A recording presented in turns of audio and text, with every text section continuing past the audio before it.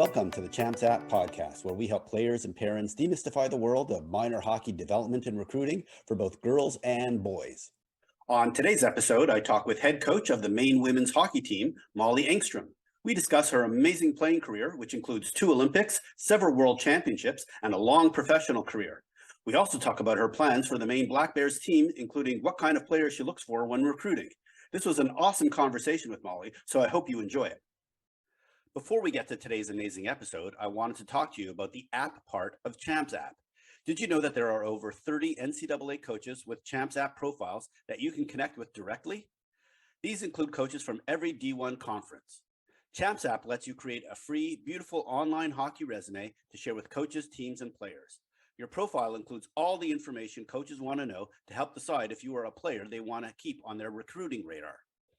When you connect with coaches, they will receive automatic updates when you change your profile, add game or video, or alert them to upcoming games on your schedule. Just go to champs.app and click the sign up button to start your profile. You can check out the full list of the NCAA coaches using Champs App by clicking on the links in the show notes. I'm very excited to have on the podcast Molly Engstrom, head coach of the University of Maine women's hockey team. Hailing from Siren, Wisconsin, Molly played defense for 4 years at Wisconsin, collecting 85 points and was a Patty Caz finalist. She then went on to represent the U.S. on the women's national team, including playing in 2 Olympic Games and several world championships before playing professional hockey in the U.S., Canada, and Sweden. Her coaching career includes stops at Wisconsin and Kimball Union Academy before spending 4 years at St. Cloud State as an assistant. Then in August of 2022, she was named head coach for the Black Bears. So welcome to the podcast, Molly. Thank you. I had to cut out a lot of stuff from your background because there's just so much there and you're highly accomplished. But why don't we start at the beginning, and why don't you tell us a little bit about your hockey background, how you developed the passion and ended up being such a great hockey player? Yeah, I grew up in Siren, like you said, and it's a very small town in northwestern Wisconsin. And I grew my passion for hockey there, pretty simple. I started skating as a result of my older brother skating, and we started on an outdoor rink actually at that time. And then I just played on the boys team through the mini mites, squirts, and peewees. I was able to get involved with the women's game in Minnesota for the Minnesota Thoroughbreds.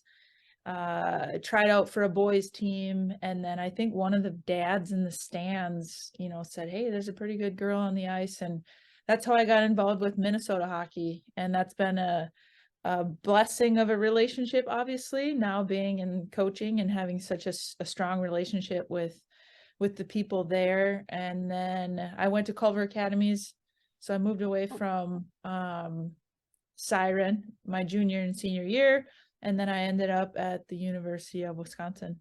So let me dial it back just a little bit. So what do you think was the key to you becoming such a great defender? What was the key to your development along the way? Was it coaches? Was it just playing on the outdoor rinks with boys? Was it you just had a passion and you just wanted to be on the ice all day? What was it do you think was critical to your success and development? Yeah, that's a great question. And I love that word because I love development now as a coach for kids. So for me to think about it when I was a kid, and through college and through the national team, I just love the game and I love to play it. I love to be with it. Again, I grew up on an outdoor rink. We didn't have a lot of resources. So played a lot of shinny. At that time, I mean, our seasons were only 3 months long, or 4 months long, however long we had the ice, when we could freeze it in the fall and when it melted in the spring. So, but I think also a huge part of my development was just being a multi-sport athlete, being an athlete in general. So you learn, different strategies in different sports, but you also, throughout childhood, you develop your balance, you develop your hand-eye coordination when you're doing other things. And I played a lot of sports. I spent a lot of time outside. And then, like you mentioned, I had a plethora, just like a long list of really great coaches from being in that small town all the way up through girls hockey and then college and so forth. So, yeah, pretty lucky. Wow. So I want to understand how you ended up at Wisconsin. What was interesting for me when I was researching you is you actually got to Wisconsin before Mark Johnson. So Yeah, how did you? I mean, he's been there forever, and yet yeah, you predated him by 1 year. So maybe, and yeah. but Dan Cook was there Yep. as part of that initial team. So and he's still there 20 something years later. So maybe Yeah. just talk about that recruiting process from Culver Academies and how you ended up at Wisconsin. Yeah, so Tracy Cornell was there as well. Tracy DeKaiser now. So the current coaching staff at Wisconsin was, it's Dan, Mark, and Jackie Yeah. Friesen. And Jackie Friesen was a teammate of mine. So the only missing piece there was Tracy DeKaiser, and she recruited me. She was my main recruiter from Culver. Um, but yeah, I just, said yes to Wisconsin, really happy to stay home in my home state. And then Mark Johnson, we had coached my freshman year, and then Dan and Tracy were interim coach for the second half of my freshman year. And then they were looking for the new coach. And then Mark came in my sophomore year. And what makes Mark such a special coach? Obviously, winning multiple championships, including Yeah. his seventh one last week. What makes him such an exceptional coach? Oh gosh, I mean, obviously he knows so much about the game, but I think his ability to teach it to the players, his ability to create an environment for us to thrive in, I think is always something that when I think about my experience there and I think about, kind of developing into the player that I became, we were in an environment to compete. We were in an environment where we were allowed to express ourselves, and go hard, compete, be creative. It was fun coming to the rink. So, those are the things that I try to bring with me, as a coach. Because, and I think Mark Johnson even said it in an interview one time, if Molly would have, foreseen herself on the national team someday, she may not believe it, kind of a thing. And I think that's just a testament to my commitment to the game and my commitment to the development piece of it. Like I stuck with it, and I wanted to be around it again. I didn't get burned out in college, and that's a testament to Mark, and the environment that he created for us. So really, really grateful, obviously, to even have, to have been coached by him and spent that much time with him. Because then in 2010, he was a coach for that team as well. So we spent that whole year prior to that with him as well. So you led into my kind of next question is getting into the Olympics and playing on the U.S. national team. So what does it take to be an elite defender to play at that level? Because it sounds like you when you first got to Wisconsin, you may not have thought that was possible, but obviously Yeah. it was possible. So what was it that you were able to do, and in terms of your mindset, you were able to develop to get to that level of excellence? Yeah, when you say that like that, maybe didn't think you could be that your freshman year. To be totally honest with you, I wasn't thinking about that.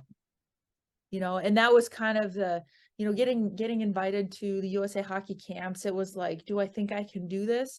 I'm such a present moment person, and I think that is what helped me become, one of the best, is that I focused on the present moment. So if I needed to get faster, that's what I focused on. If I needed to work on my shot, if I needed to work on coming across the blue line, harder, if I needed to work on my 2-on-1s, like that's what I did. And so when you just continue to put the building blocks together, all of a sudden you find yourself there. And I think that's what got me there, is the day in and the day out. And I would say that's what it takes to become, one of those players and find yourself a spot on one of those teams.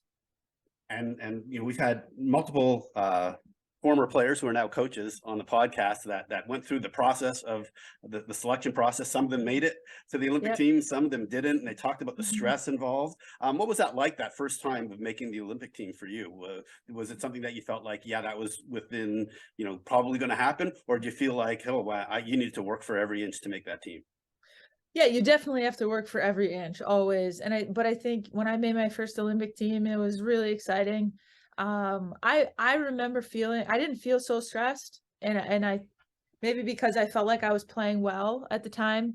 You know, I had played in a couple world championships up to that point, I think in 04 and 05. And so, but I just remember it being so exciting. It was like, wow, this is a thing and this is happening right now.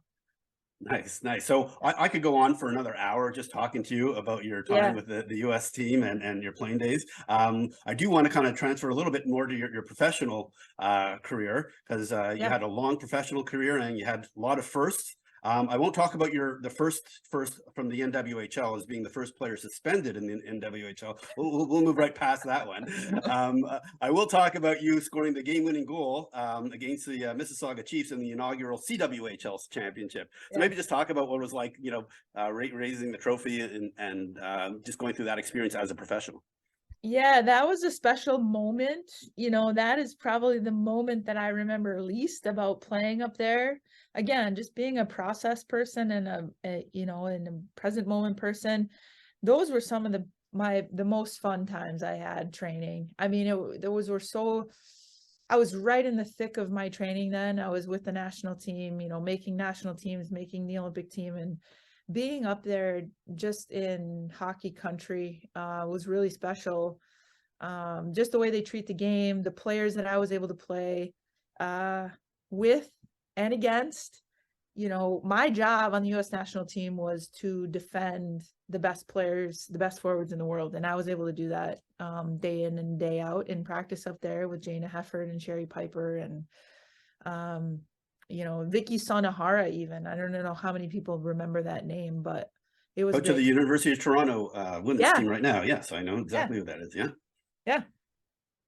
Great time. All right. So you were there for, I believe, the start of the NWHL when it first got formed. They were having some ups and downs while you were there, and as a result, you kind of needed to leave and go play in Sweden. Yep. But very recently, in fact, I think it was yesterday that the PHF had their championship. Obviously, NWHL renamed to the PHF. I wonder, now that you look back on it several years later, what's your perspective on where the PHF is today compared to when you left to go to play in Sweden? To be honest, I'm not all that well connected with the PHF right now. Like you mentioned, I did end up going over to Sweden. So I left, the North American game. And then as I've gotten back, I've been in college hockey. So they're different businesses. But I will say that first year in NWHL was so fun. I mean, it was the first year and there was so much buzz around it. All the national team players, all the best players in the world at that time, were in it for the most part. So really had a blast with that. And you can see the game growing in every respect. So I imagine the PHF right now is, as the NCAA is, it's just getting better and better. Awesome. Awesome. All right. So it's my understanding there's something called the Molly Engstrom Award. Yeah. Do you want to talk about what that's all about and who it gets awarded to? Yeah, so that's they asked me, it's an honor, obviously. They named the best defenseman coming out of Wisconsin high school hockey, the Molly Engstrom Award. And so they picked a couple of people who with high accomplishments. I think it's the Janelle Sergey Award, who I coached with and was on the team with in 2010 as the best forward. And I think Jesse Vetter might be the best goalie. So yeah, they handpicked a couple of us, and that's what that's all about. That's awesome. And do you get to present directly yourself the award to the I winner? haven't yet. No. I haven't been there during any of that. I have written a couple of the kids, knowing who's won and just saying congratulations, but Gotcha. Okay, well, let's transition now to your coaching career. Obviously, one of the first coaching gigs that you had was at Wisconsin, and then you went over to Kimball Union Academy. Maybe talk about your interest in coaching and then kind of your career path on the coaching side of things. yeah, so when I came back to the States, I got that job at Kimball Union, and that was my first team, really. I loved it. I did that for 2 years. And what pulled me away from that job was the opportunity to play in the NWHL, the inaugural NWHL. So when I finally got done playing, I went back home, and then the job at St. Cloud opened up. Really fortunate to land that. And at that time, I really wanted to be close to home. So that really worked out for me. yeah, spent the 3 years there. I learned a lot, and realized that my love and interest for coaching was just very strong. So So what is it about coaching that you love so much that you I don't discovered about know. yourself? Yeah, it just brings me back to the love that I have for the game. Like I loved playing. You know, I had so much fun from every respect, from the player development, personal development standpoint, the training, and then the team aspect of it, and what my role is as an individual, you know, player within that system. So um now, you know, being able to try to help the girls get to, you know, reach their potential, you know, get them organized on both of those levels is just a lot of fun to me.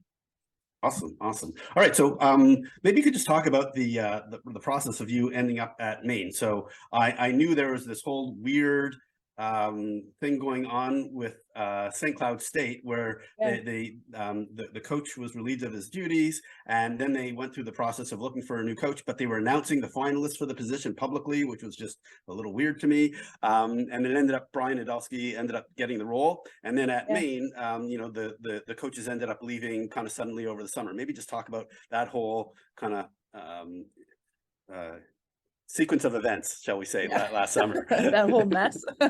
No, it was yeah, once the job opened up at St. Cloud, you know, I wanted to apply for it. You know, I felt like, you know, I felt like I can do this. You know, I felt like I was in a position to really put myself out there. And um yeah, once it didn't go my way, I was kind of back and forth about staying and trying to give it a chance and then leaving, and ultimately I tried to give it a chance and I just realized like it wasn't going to work out.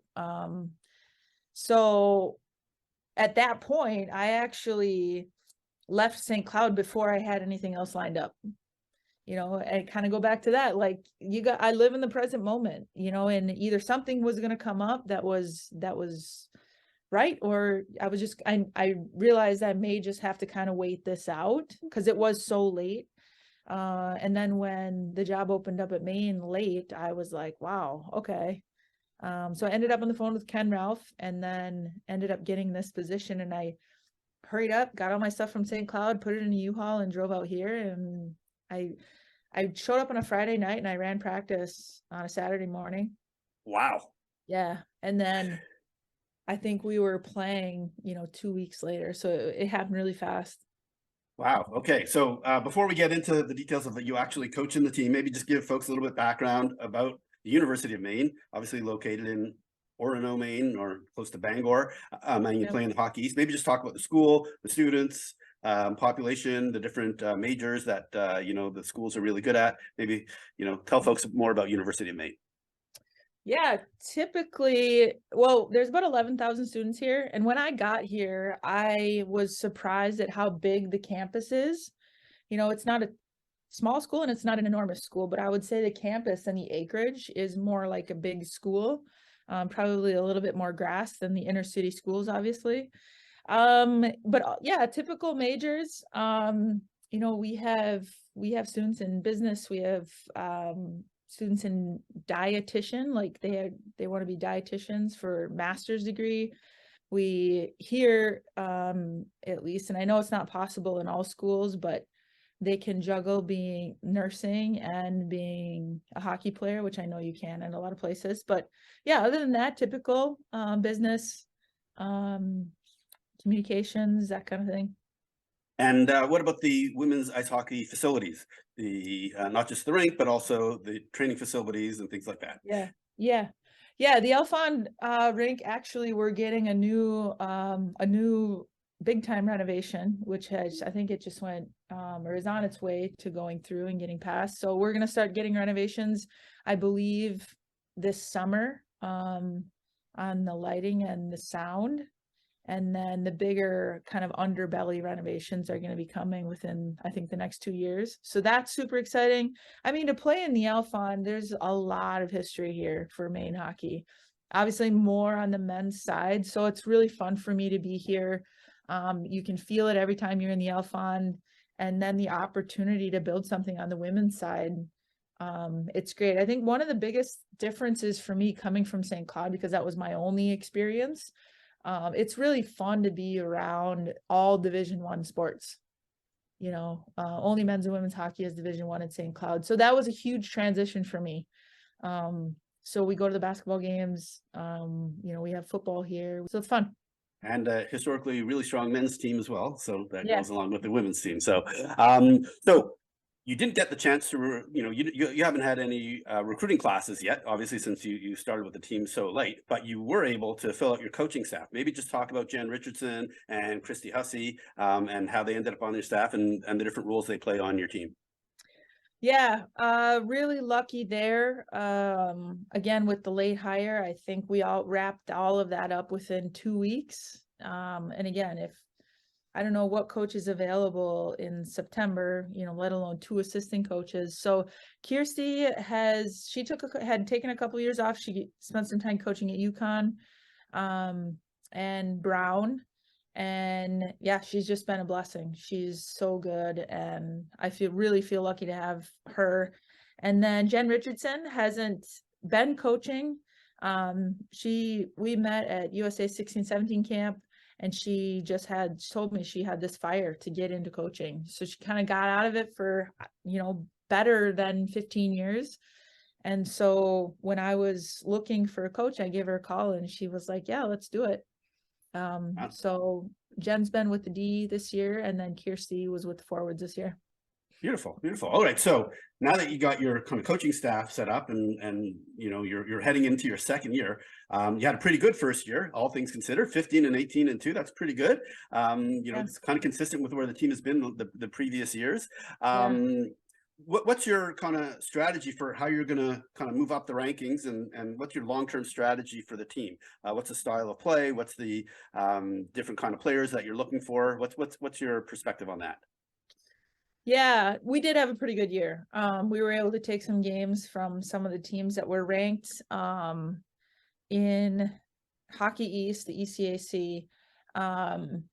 So overall, I think the girls, we gave a good effort. In terms of, where we want to take this program, like we want to climb to the top of Hockey East is where we want to go, and beyond if we can. So, style of play, the way that I kind of say it is, I'm the one that has to watch the game. Like we got to stand there and watch the game. So if I got to sit there and watch a game of hockey, I want it to be a style that I enjoy watching. Which to me is fast-paced, puck moving, possession, getting the girls to shoot the puck. Yeah, find the seams. I don't like a lot of standing around. So that's the direction that we're headed. And I think that's how we run practices. It's high pace to push them to the next level and sort of beyond. Gotcha. And I saw, just looking at some statistics from your team, I would guess goal scoring or getting a higher percentage of goal scoring versus the number of shots is a priority for you. Is that correct? Yeah, absolutely. Yeah, and we're gonna have a pretty new team next year. There's a handful that are coming back, and there's a handful that are moving on. So, I know you were going to kind of touch on this, the transfer portal, but between the freshmen that we have coming in and potentially some transfer students, we're hoping to find a good balance between the younger players and the older players. Gotcha. And if I remember correctly from my conversation with Janelle about St. Cloud State, there was a whole bunch of international students that played at St. Cloud State. And I do know that historically there's been a lot of international students at Maine. This past year, Italy, Germany, Denmark, Switzerland, Finland, and even Canada. So I'm just wondering, is that also still going to be part of your strategy, especially with your connections to having played overseas? Yeah, when it's appropriate, when it's the right fit. We will definitely, and we'll continue to look into Europe, and obviously Canada. So, I don't know if we'll hit it quite as hard necessarily as the former coaches have. As of right now, we're not bringing in any new international students in. I shouldn't say international, European students in. So, but yeah, it's a door that, just like any other door, we want to keep our foot in the door, and like you said, having played over there, have pretty good relationships. So I want to keep that going. Gotcha. And I know there's been some rule changes recently, which allows for more contact in the women's game. And I'm guessing you kind of welcome that based on what I know about your game. Yeah. So what's your perspective on including that in kind of the way you want your team to play? Yeah, I don't mind it at all. I think any coach would say, like, it's just finding hopefully the consistency in the calls, and I think as everybody's transitioning to more contact, but yeah, I don't mind it at all. I like the hits, I like being able to, use your body. It's just like anybody, I think it's just the stick work that is frustrating. It's like, as a defenseman who's played the game, when you get beat and you use your stick, like at that point I've gotten beat, and I'm using my stick to hook or whack. And so when that stuff goes on, it's hard to watch. Now if I've got good gap and I can get my body in front of that player, I've done my job as far as I'm concerned. I'm still in pace. I haven't gotten beat.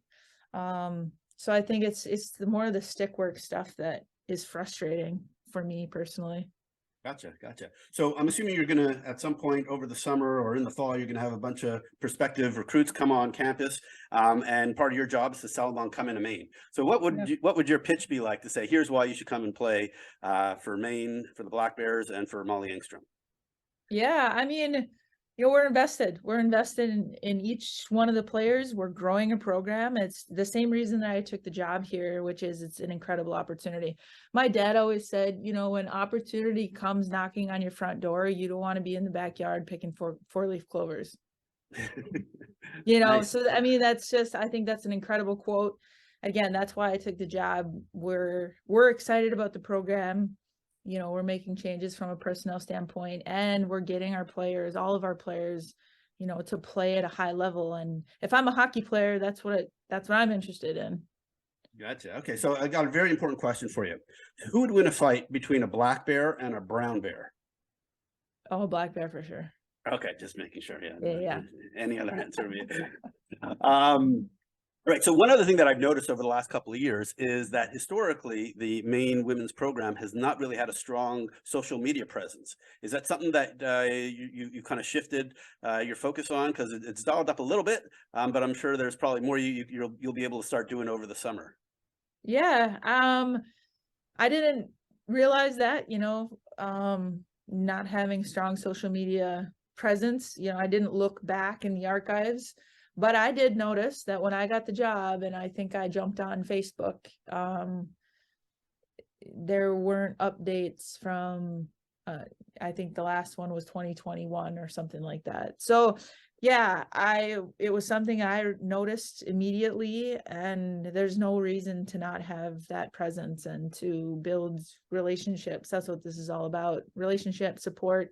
Anytime we can disseminate information and yeah, keep people up to date and stay entertaining. It's the way to be nowadays. So Perfect. All right. So now I'd like to transition more into the recruiting side of things. We're at the point right now when this comes out, basically nationals will be ending from the playoffs at the girls hockey level. What is it that you and your team, and in general just coaches, are doing at that point as they prepare for a recruiting season? Sorry, just for clarification, what are we doing towards the end of the season here to prepare for summer? Yeah, what are you doing now that the season's over, especially Yeah. NCAA is over and the girls hockey is Yeah. now ending? What are you doing to prepare to ramp up your recruiting efforts? Yeah, I mean, we aren't necessarily ramping them up, I would say. It's our first year, so we've been everywhere, and so we've been hitting it hard even through the season. So it's just kind of, how we're doing it right now. But yeah, we're hitting the road. We have been hitting the road. We'll be at nationals for sure. And then, you slide into showcases. We want to make sure that we're getting out as much as we can. So we're seeing as much as we can, and that so people know that that we're out there as well. And just from, helping educate the parents and the players that listen to this podcast, what is that process like? Like, are you trying to figure out, here's how many players we need for this coming fall, or sorry, I probably should say the fall of 2025, and are you kind of lining up, kind of, here's what those positions we want to fill with, here's who we have in the pipeline? Yeah, so we're working on, and that's the thing, when you come into a program, essentially, because we can already contact the 2025s in June, we're recruiting 3 classes in 1 year. I mean, there's no other way to say it. So it's been a lot, 23, 24, 25, 25 coming up. That's where we're at. I think we're excited as a staff, like once we get our team set for next year. I mean, it's been a long recruiting season, and it's been a lot, and there's been a lot of change. So I think we're really looking forward to that and moving forward. Gotcha. So now I'm going to ask you the transfer portal question. So over the last couple of weeks, we've seen a lot of players go into the transfer portal. We've also seen some big names, some top players at their programs put their names in. I'm not going to mention any specific teams, but what's your perspective on kind of these what I would call, top 10 teams, basically recruiting these top players from these other programs, and how that's impacting just the overall recruiting process? Yeah, it's really interesting. And I think to a large degree, we're all trying to figure it out at the same time. And just trying to keep up, I think. It's all new. I mean, the COVID thing is obviously obviously new, and the whole grad year, the extra year. So, we're trying to manage it just like anybody else. The transfer portal is very interesting, and I think it does allow an opportunity, like I said, if we're bringing in 8 freshmen right now, which is what we have in line, instead of adding, 4 more freshmen, if you can bring in a 21-year-old senior, or 2 of them or 3 of them, to sort of set the standard, set the bar, mentor those younger players, so by the time they're sophomores and juniors, they're ready to step in. I think that's a win-win. Gotcha. And so what is it that you're looking for in players? So you're a former D. So if you're going out and you're looking at D, what are the attributes that you're looking for in those D that really make you get your attention? Yeah, I mean, we've talked about it as a staff, like we like gritty players, but depending on our needs, and we don't have to talk about our whole roster right now, but at different moments you're looking for maybe more of a stay at home D, a different moment. Okay, we've got a bunch of stay at home D. We need to be able to create some offense. So we feel really good with where we're at in filling the holes right now. Perfect. All right. So I need to ask a goalie question, because I always do, just for there's always goalie parents who ping me with questions.